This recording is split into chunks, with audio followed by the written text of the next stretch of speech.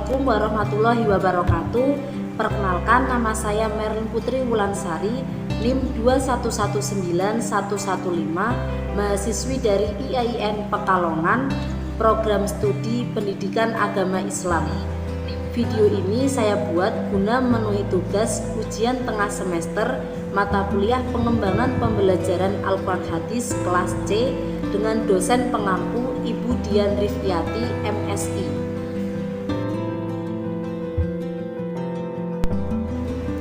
Baik, di sini saya akan sedikit memaparkan mengenai pengembangan materi pembelajaran dari pengembangan RPP Al-Quran Hadis kelas 9 semester ganjil dengan tema pokok konsep jujur dalam muamalah.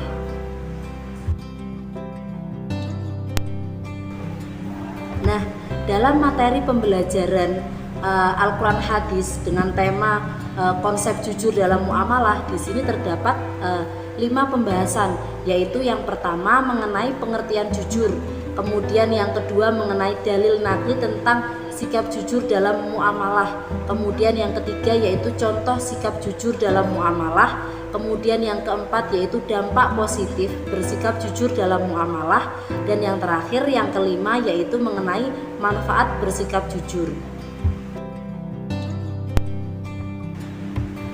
Nah, untuk pembahasan poin pertama yaitu mengenai pengertian jujur. Nah, di sini jujur adalah salah satu sifat yang sangat melekat pada diri Nabi atau Rasul, yaitu sidik, yang berarti jujur. Nah, jujur di sini itu berarti mengakui, berkata, atau memberikan suatu informasi yang sesuai dengan kenyataan dan kebenaran tanpa ditambah atau dikurangi. Nah, sedangkan muamalah sendiri artinya hubungan antara manusia dengan manusia lain yang diatur oleh syariat Islam. Nah, dalam interaksi sosial seperti ekonomi, sosial, dan politik. Adapun penerapan sikap jujur dalam muamalah bisa kita lihat seperti tidak pernah menipu atau memalsukan dan juga berkhianat kepada siapapun. Nah, jadi dapat dikatakan di sini bahwa jujur dalam bermuamalah merupakan sikap yang mencerminkan kepribadian seorang muslim sejati, yaitu seperti tidak pernah menipu, memalsukan, dan berkhianat kepada siapapun, termasuk kepada non-muslim. Dalam melakukan jual beli juga tidak melakukan kecurangan dengan mengurangi atau menambahkan takaran dan timbangan. Jadi di sini dapat dikatakan bahwa jujur dalam muamalah di sini menakar atau menimbang sesuai dengan takaran yang sesuai, yang seharusnya. Nah, untuk pembahasan poin yang kedua yaitu mengenai dalil naqli tentang sikap jujur dalam muamalah. Nah, yang pertama yaitu Quran surat Al-Mutaffifin ayat 1 sampai 17 yang berbunyi yaitu A'udzubillahi minasyaitonirrajim. Bismillahirrahmanirrahim. Wailul lil mutaffifin alladzina idza talu 'alan nasi yastawfun wa idza kaluhum aw wazanuhum yukhsirun ala yadunnu ulaika annahum mab'uthun liyaumin 'adzim yauma yaqumun nasu lirabbil 'alamin kalla inna kitabal fujjari lafi sijjin wa ma adraka ma sijjin kitabun marqum wailun yawma idzil lil mukatsibin alladzina yukadzibuna biyaumiddin wa ma yukadzibu bihi illa kullu mu'tadin athim idza tutla 'alaihi ayatuna qala asatirul awwalin kalla bal rana 'ala qulubihim ma kanu yaksibun kalla innahum 'an rabbihim yawma idzil lamahjubun thumma innahum lasalul jahim thumma yuqalu hadzal ladzi kuntum bihi tukadzibun. Quran surat Al-An'am ayat 152 yang berbunyi A'udzu billahi minasyaitonir rajim. Bismillahirrahmanirrahim. Wala taqrabu malal yatimi illa billati hiya ahsanu hatta yablugha ashuddah wa awful kaila wal mizana bil qist la nukallifu nafsan illa wus'aha wa idza qultum fa'dilu walau kana dza qurba wa bi ahdillahi awfu dzalikum wasaqum bihi la'allakum tadhakkarun. Yang artinya yaitu kecelakaan besarlah bagi orang-orang yang curang, yaitu orang-orang yang apabila menerima takaran dari orang lain, mereka di situ minta dipenuhi, dan apabila mereka menakar atau menimbang untuk orang lain, mereka mengurangi. Tidaklah orang-orang itu menyangka bahwa sesungguhnya mereka akan dibangkitkan pada suatu hari yang besar, yaitu hari ketika manusia berdiri menghadap Tuhan semesta alam. Sekali-kali janganlah curang, karena sesungguhnya kitab orang yang durhaka tersimpan dalam sijin. Tahukah kamu apakah sijin itu? Sijin ialah kitab yang tertulis kecelakaan besarlah pada hari itu bagi orang-orang yang mendustakan, yaitu orang-orang yang mendustakan hari pembalasan. Dan tidak ada yang mendustakan hari pembalasan itu melainkan setiap orang yang melampaui batas lagi berdosa, yang apabila dibacakan kepadanya ayat-ayat kami, ia berkata, itu adalah dongengan orang-orang yang terdahulu. Sekali-kali tidak demikian. Sebenarnya apa yang selalu mereka usahakan itu menutupi hati mereka. Sekali-kali tidak. Sesungguhnya mereka pada hari itu benar-benar tertutup dari rahmat Tuhan mereka. Kemudian sesungguhnya mereka benar-benar masuk neraka. Kemudian dikatakan kepada mereka, inilah azab yang dahulu selalu mereka dustakan.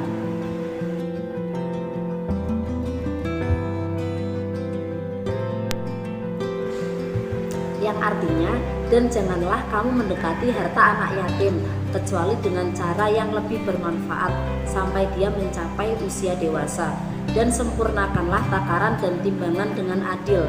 Kami tidak membebani seseorang melainkan menurut kesanggupannya. Apabila kamu berbicara, bicaralah sejujur-jujurnya sekalipun dia kerabatmu, dan penuhilah janji Allah. Demikianlah dia memerintahkan kepadamu agar kamu ingat.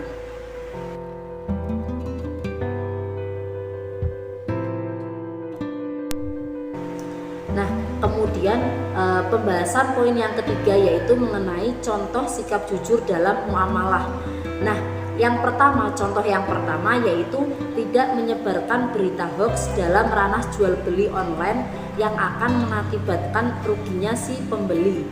Nah, jadi di sini ketika kita di situ kok bertransaksi online, karena di sini sudah menjadi gaya hidup masyarakat sekarang ya, di situ tidak lepas dari yang namanya jual beli online.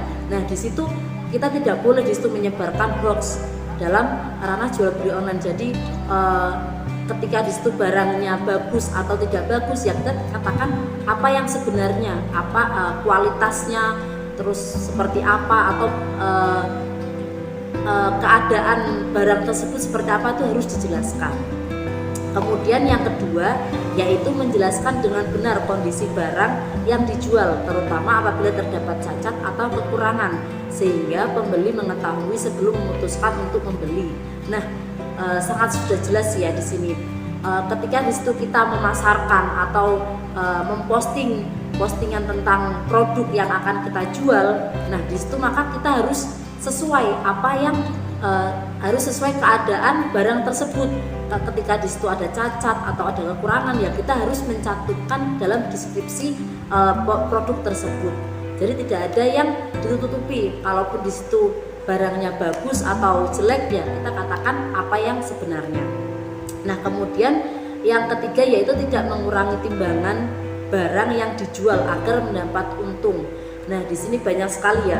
Walaupun di situ kita menargetkan untuk mendapatkan untung ketika kita berdagang, nah tapi tetap tidak boleh di situ sampai kita curang dalam menakar timbangan, atau bahkan sampai mengurangi timbangan yang di situ akhirnya merugikan orang lain. Walaupun sejatinya kita di situ kita mendapatkan untung, tapi di situ ada orang yang teraniaya, yaitu si pembeli itu, karena mereka akan merasa dirugikan di sini. Kemudian yang keempat yaitu tidak berbelanja atau membeli sesuatu dengan menggunakan uang palsu. Nah, di sini sangat tidak diperbolehkan ya dalam bermuamalah di situ menggunakan uang palsu, karena di situ akan merugikan pihak penjual.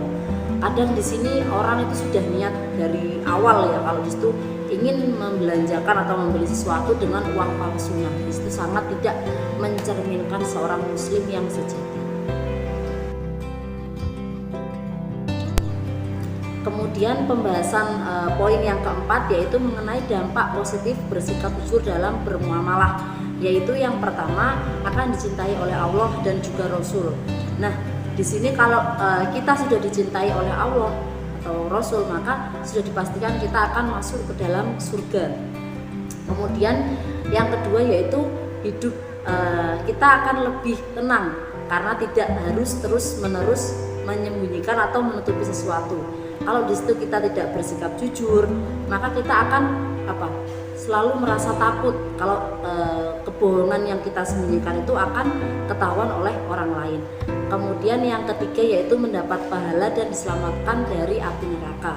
Nah, di sini sudah jelas ya. Di situ kalau kita jujur, bersikap jujur, nah kita akan mendapatkan pahala dari Allah dan otomatis akan terhindar dari nerakanya Allah. Kemudian yang keempat yaitu akan disayang oleh sesama manusia dan diberi penghormatan serta amanah. Nah, kalau di situ dalam kehidupan sehari-hari kita dapat bersikap jujur, maka di situ akan dihargai oleh orang lain. Terus kemudian juga akan dihormati dan juga akan mendapatkan amanah dari orang lain.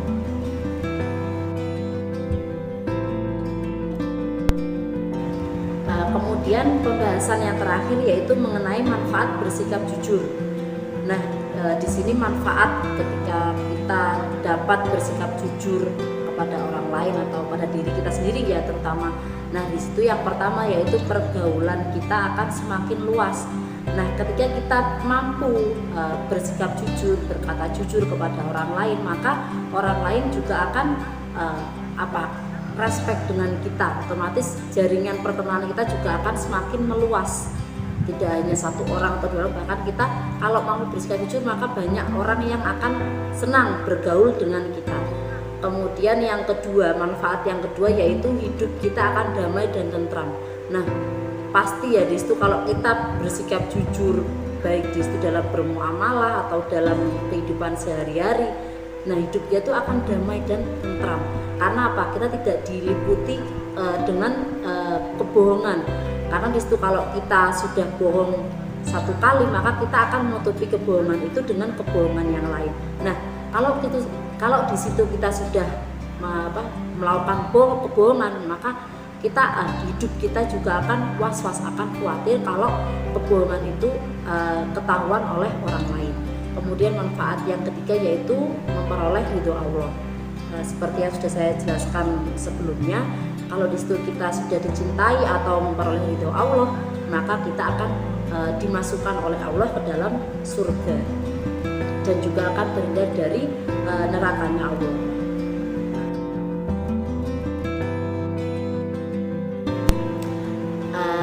Sekian dan terima kasih. Banyak kurang dan salahnya saya mohon maaf yang sebesar-besarnya. Wassalamualaikum warahmatullahi wabarakatuh.